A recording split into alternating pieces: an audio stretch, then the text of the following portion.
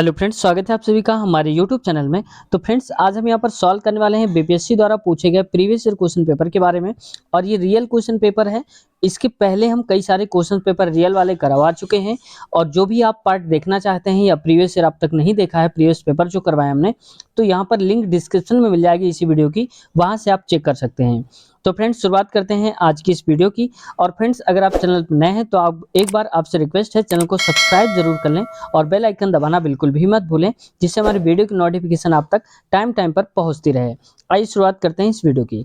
Friends, आज का 9 number तक लिया है। अब आप कहेंगे कि 1 नंबर से क्यों नहीं शुरू किया, क्योंकि 1 के पहले यहाँ पर क्या दिया है, कुछ क्वेश्चंस हैं जो कि मैथ के हैं। तो हमने बोला है कि मैथ का सेशन हम अलग से लेकर आ रहे हैं। अब हमारी क्लास हुआ करेगी बोर्ड पर, हम उसको करवाएंगे ताकि अच्छे से बेहतर तरीके से उसको स्किल बिल्ड किया जा सके।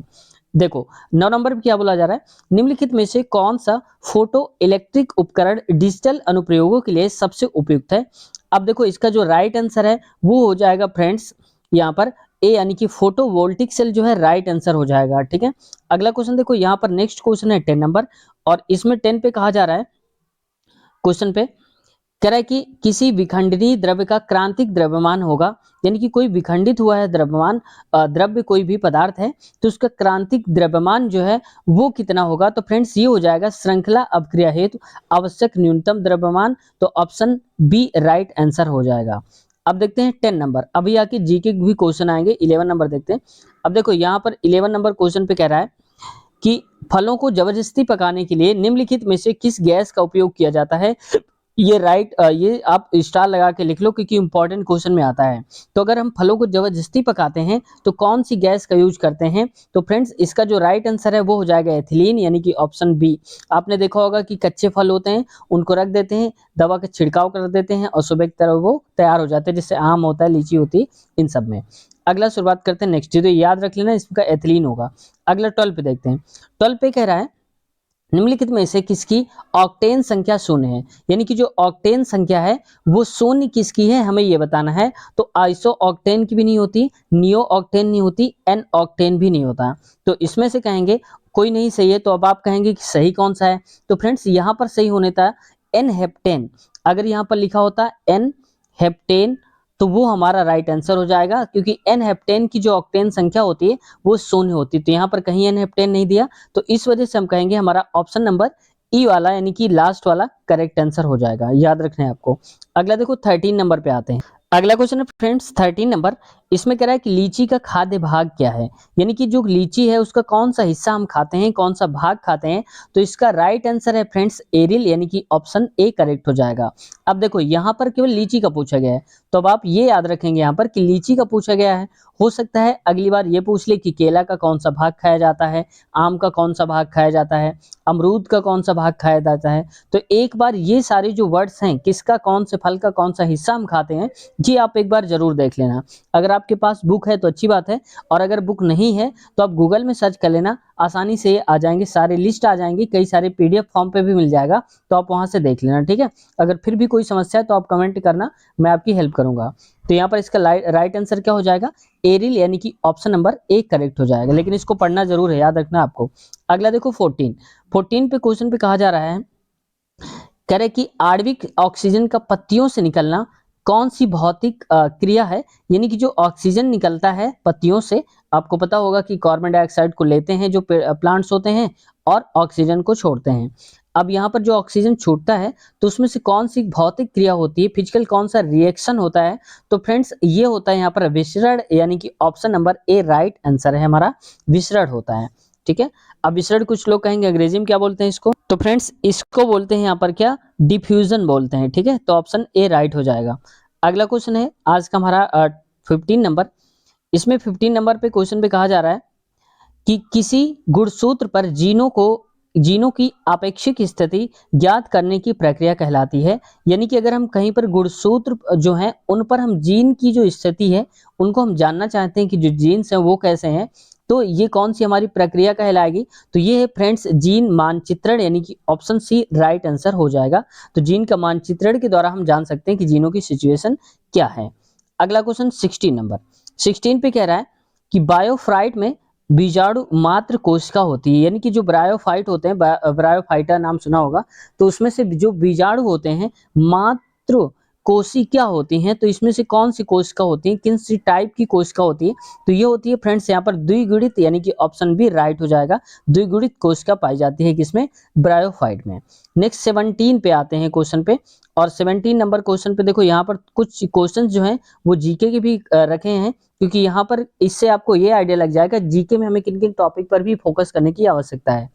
अब देखो 17 पे कह रहा है कि भारत सरकार द्वारा पर्यावरण और वन की सुरक्षा के लिए किस वर्ष एनजीटी यानी कि नेशनल ग्रीन ट्रिब्यूनल की स्थापना की गई थी। तो एनजीटी का फुल फॉर्म भी पूछ लेता है, तो आप याद रखेंगे एनजीटी मतलब एन से नेशनल, जी से ग्रीन एंड टी से ट्रिब्यूनल। तो इसकी शुरुआत कब हुई थी एनजीटी की, तो फ्रेंड्स ये जो शुरुआत हुई थी 2010 में, यानी कि ऑप्शन ए राइट आंसर हो जाएगा, एनजीटी 2010।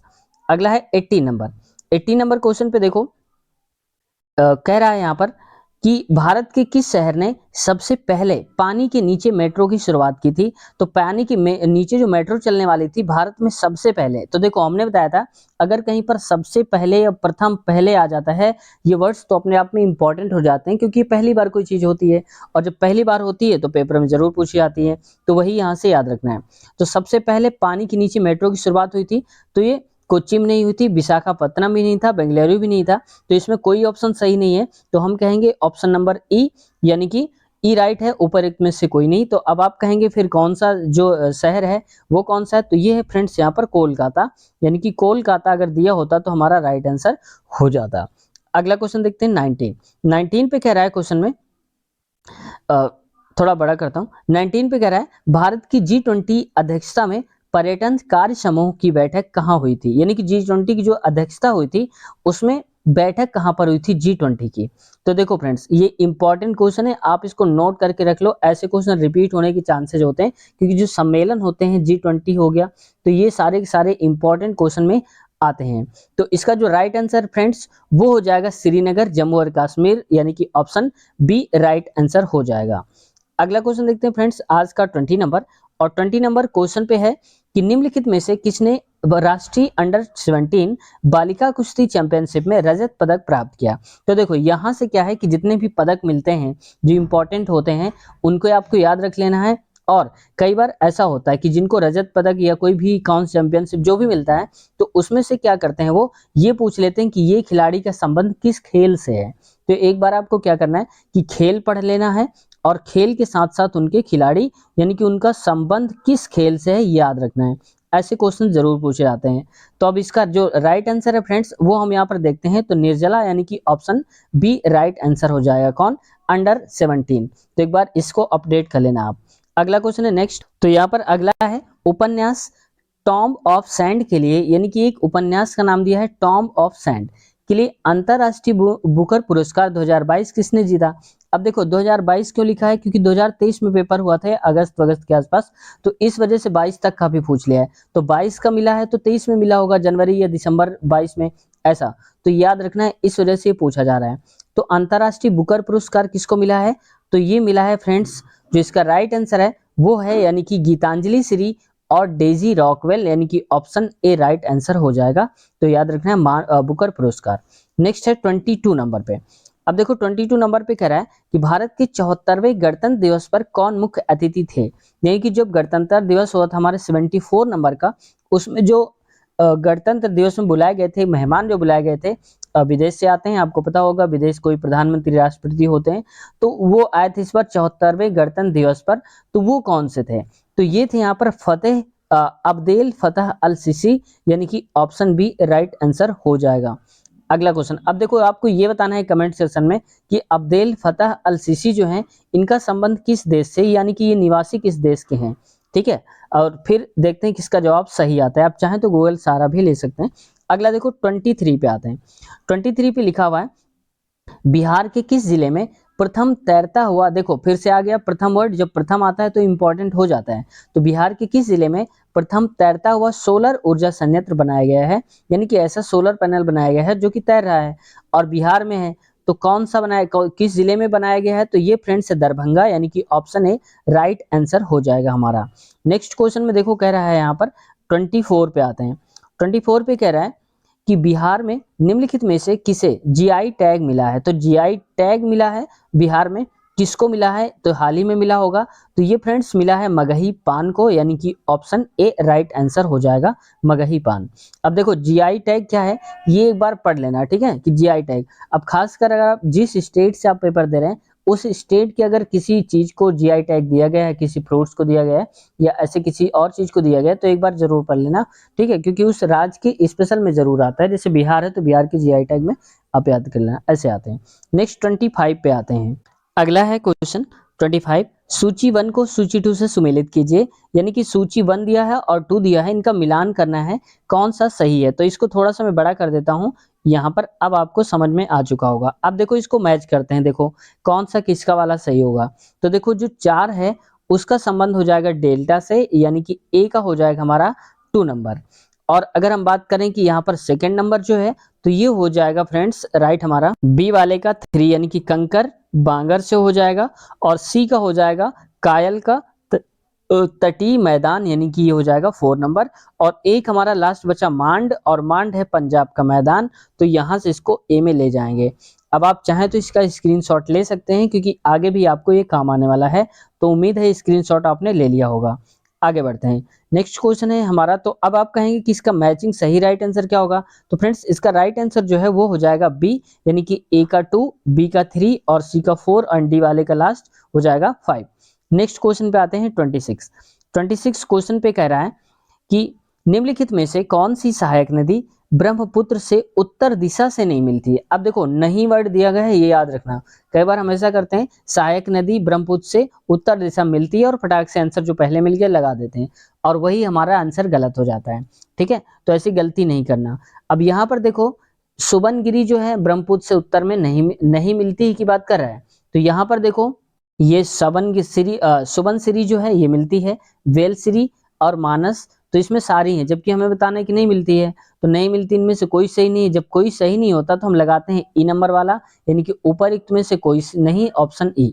अब आप कहेंगे फिर है कौन सा आंसर, तो इसका जो राइट आंसर है वो हो जाएगा यहाँ पर स्वर्ण रेखा। तो मैं लिख देता हूँ यहाँ पर, ये हो जाएगा स्वर्ण रेखा, ठीक है, आपको ऐसे भी याद रखना है, स्वर्ण रेखा राइट हो जाएगा। नेक्स्ट पे आते हैं 27 नंबर पे। अगला है लेखापानी हिमनद भारत के निम्नलिखित में से किस राज्य में स्थित है। यानी कि जो लेखापानी हिमनद है भारत की कौन से राज्य में है, तो ये है अरुणाचल प्रदेश, यानी कि ऑप्शन ए राइट आंसर हो जाएगा। अब देखो जैसे यहाँ पर पूछा गया हिमनद के बारे में, तो एक दो हिमनद जब आप सर्च करेंगे गूगल में कि हिमनद पाया जाता है, लेखापानी हिमनद, तो ऐसे करके जो हिमनद है ये भी एक बार पढ़ लेना कि कौन कहाँ पर है। इंपॉर्टेंट में एक क्वेश्चन आता है, इससे ज्यादा नहीं आएगा। तो चाहे अगर बोरिंग लगती तो आप इस वाले को छोड़ भी सकते हैं, इस क्वेश्चन को, ठीक है, लेकिन एक क्वेश्चन बहुत मायने रखता है। अगला है 28 पे आते हैं। 28 पे देखो फ्रेंड्स, मगध एवं अंग का मैदान किसके हिस्से से है। यानी कि जो मगध बोला जा रहा है और अंग बोला जा रहा है, किनका मैदान जो है ये कहाँ पर है, तो ये है मध्य गंगा का मैदान है, यानी कि ऑप्शन बी राइट आंसर हमारा हो जाएगा, मगध का मैदान है। नेक्स्ट की फ्रेंड्स अगर हम बात कर लें यहाँ पर 29 नंबर की, तो इसमें 29 पे कहा जा रहा है जलप्रपात और नदी के निम्नलिखित जोड़ों में से कौन सा जोड़ा सुमेलित नहीं है। तो कौन सा जोड़ा सुमेलित नहीं है। अब देखो यहाँ पर जो जोग है, यहाँ पर दिया गया जलप्रपात दिया गया है और नदी का नाम है। तो जैसे मान लो कि जोग जलप्रपात जो है ये कहा गया है कि सरस्वती नदी पर है, तो यहाँ पर सरस्वती नदी पर है, ये बात ठीक है, और नहीं है की बात हो रही है। अगला है कह रहा है कि कपिल धारा कावेरी, तो जबकि कावेरी में नहीं है कपिल धारा, ये कहाँ पर है, ये है नर्मदा में, ठीक है। तो राइट आंसर इसका नर्मदा होना चाहिए। तो हमें बताना है सुमेलित नहीं, तो सुमेलित ये वाला तो है नहीं। अगला देखो धुआंधार लिखा हुआ है, तो जबकि धुआंधार गोदावरी पर नहीं है, ये धुआंधार जो है ये है सोन नदी पर, किसमें, सोन नदी जो है राइट आंसर हमारा हो जाएगा। तो देखो ये भी गलत हो गया हमारा, ये वाला भी, तो बी और सी गलत है। तो यही बताना था सुमेलित नहीं है, तो ये दो सुमेलित नहीं है, बी और सी। जब एक से ज्यादा सही आंसर होते हैं हमारे, तो हम कहेंगे उपरयुक्त में से एक से अधिक, यानी कि ऑप्शन नंबर डी हमारा करेक्ट आंसर हो जाएगा। अगला है 30, कह रहा है कि भारत के निम्नलिखित बंदरगाहों में से कौन उत्तर से दक्षिण दिशा में व्यवस्थित कीजिए। यानी कि उत्तर से हमें चलना है, दक्षिण की तरफ चलते जाना है, तो पहले कौन मिलेगा, फिर नीचे की तरफ आएंगे तो कौन मिलेगा। तो फ्रेंड्स यहाँ पर सबसे पहले मिलेगा हमको नागपट्टिनम, यानी कि ये हो जाएगा हमारा पहले नंबर पे। और इसके बाद जो मिलेगा ये मिलेगा हमारा काकीनाडा, यानी कि सेकंड नंबर पे हो जाएगा। और नेक्स्ट जो हमारा मिलेगा वो मिलेगा मछलीपट्टनम, यानी कि ये हो जाएगा हमारा अगला। और लास्ट एक क्या बता, विशाखापत्तनम, यानी कि ये हो जाएगा हमारा अगला क्वेश्चन यानी कि 4 नंबर पे। ठीक है, समझ गए होंगे आप। तो पहले हमारा क्या आएगा, 4 आएगा, फिर 1 आएगा, और फिर 2 आएगा, और इसके बाद आएगा 3। तो हमारा सीक्वेंस क्या हो जाएगा, 4 1 2 3। याद रखना आपको, 4 1 2 3 ऐसा सीक्वेंस होगा। अब ऑप्शन की तरफ चलते हैं।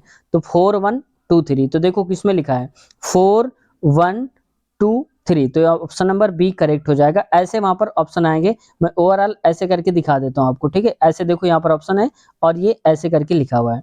नेक्स्ट में आते हैं 31 नंबर पे। 31 पे देखो कह रहा है कि 1954 में किन दो देशों के बीच कोसी सिंचाई एवं जल विद्युत परियोजना समझौता हस्ताक्षरित हुआ था। यानी कि 1954 की बात है, दो देश थे जिसमें से कोसी सिंचाई की और जल विद्युत की बात हो रही थी, तो इनमें एक समझौता किया गया था। तो फ्रेंड्स ये जो किया गया था ये था भारतवर्ष और नेपाल के बीच। तो ऑप्शन सी राइट हो जाएगा हमारा। भारत और नेपाल के बीच कौन सा समझौता हुआ था, कोसी सिंचाई और जल विद्युत परियोजना वाला। ठीक है, कोसी नदी आप जानते होंगे। अगला क्वेश्चन देखो 32 नंबर पे आते हैं। 32 नंबर पे कहा जा रहा है क्वेश्चन में, आर एल सिंह के वर्गीकरण स्कीम के अनुसार, यानी कि आर एल सिंह कोई व्यक्ति हैं, उनके अनुसार बिहार किस प्रकार की जलवायु प्रदेश में आता है। तो बिहार में किस टाइप की जलवायु प्रदेश पाई जाती है ये हमें बताना है। तो इसका राइट आंसर है उपाद्र संक्रमणकालीन जो है जलवायु है बिहार की। तो ऑप्शन बी राइट आंसर हो जाएगा इसका। अगला क्वेश्चन पे आते हैं, 33 नंबर पे आते हैं। अगला है 33, भारतीय राष्ट्रीय कांग्रेस के किस अधिवेशन में पूर्ण स्वराज का सिद्धांत गृहीत हुआ था। यानी कि पूर्ण स्वराज का जो सिद्धांत दिया गया था कौन से अधिवेशन में दिया गया था। तो फ्रेंड्स ये जो अधिवेशन था ये लाहौर अधिवेशन था, जो कि 1929 में था। तो ऑप्शन बी राइट आंसर हो जाएगा। अब कई बार ऐसा भी पूछ सकता है कि लाहौर अधिवेशन कब हुआ था, तो याद रखना कि कांग्रेस के हिसाब से जो बैठक हुई थी उसमें अधिवेशन हुआ था लाहौर अधिवेशन 1929 में, ऐसा भी याद रखना है। ठीक है, अगला क्वेश्चन पे आते हैं नेक्स्ट 34 नंबर पे।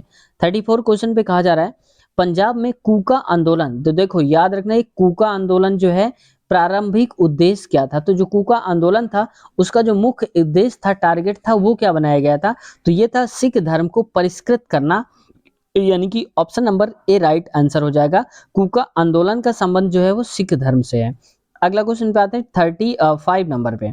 35 पे देखो कह रहा है कि 1857 के विद्रोह को किसके द्वारा प्रथम भारतीय स्वतंत्रता संग्राम के रूप में वर्णित किया गया है।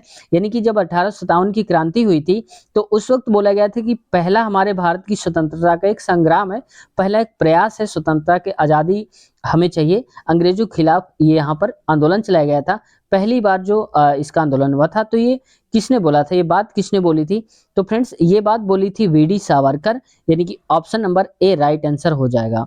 अब आप में से ये बताना है, देखो इनका नाम है वीडी सावरकर, तो वी डी इनका पूरा नाम क्या है, यानी कि वीडी का फुल फॉर्म क्या है, ये आपको कमेंट सेक्शन बताना है। देखते हैं कितने लोगों का जवाब सही आता है। ठीक है, उनका रिप्लाई देने की पूरी कोशिश करेंगे। अगला देखो 36 नंबर। 36 नंबर क्वेश्चन पे कह रहा है कि भारतीय किसानों के इतिहास में संगठित असहयोग का प्रथम उदाहरण कहाँ घटित हुआ। यानी कि भारतीय किसान एकजुट हुए थे, अपने एक इतिहास में बना लिया था उन्होंने, और ये असहयोग जो प्रथम घटना हुई थी, आंदोलन करा था उन्होंने, तो ये कहाँ पर किया था। तो ये फ्रेंड्स किया था बिहार और बंगाल में। तो ऑप्शन ए राइट आंसर हो जाएगा हमारा। नेक्स्ट क्वेश्चन में आते हैं 37 नंबर पे। 37 नंबर है, 37 है, वर्ष 1946 में बनी अंतरिम सरकार में डॉक्टर राजेंद्र प्रसाद के पास कौन सा विभाग था। यानी कि 1946 में जब गवर्नमेंट बनी थी तो वहां पर डॉक्टर राजेंद्र प्रसाद थे, उनको कौन सा विभाग सौंपा गया था। ये इंपॉर्टेंट क्वेश्चन में है, इसको आप याद कर लेना। ठीक है, डॉक्टर राजेंद्र प्रसाद को जो बनाया गया था फ्रेंड्स, ये थे खाद्य एवं कृषि मंत्री बनाया गया था इनको। ऑप्शन नंबर सी राइट हो जाएगा। कब की बात है, 1946 ईस्वी में। अगला क्वेश्चन है नेक्स्ट 38 नंबर, और 38 क्वेश्चन पे है कि गांधी जी को विशेष रूप से चंपारण आने और वहां के कृषकों की दयनीय स्थिति को देखने के हेतु किसने अनुग्रह किया था। यानी कि जब चंपारण आंदोलन करा था उन्होंने, तो गांधी जी से रिक्वेस्ट करी थी एक व्यक्ति ने कि आओ यहाँ पर किसानों की जो हालत है, बदतर हालत है, उसको एक बार जरूर देखो। तो ये किसने यहाँ पर रिक्वेस्ट करा था गांधी जी से। तो देखो ये करा था फ्रेंड्स राजकुमार शुक्ल ने। यानी कि ऑप्शन बी राइट आंसर हमारा हो जाएगा। नेक्स्ट है 39 नंबर, और इसमें कहा जा रहा है 39 पे, मुस्लिम लीग द्वारा किस तिथि को मुक्ति दिवस मनाया गया था। यानी कि मुस्लिम लीग ने मनाया था एक मुक्ति दिवस, और वो कब मनाया था। तो ये था फ्रेंड्स 22 दिसंबर 1939 को, यानी कि ऑप्शन ए राइट आंसर हो जाएगा।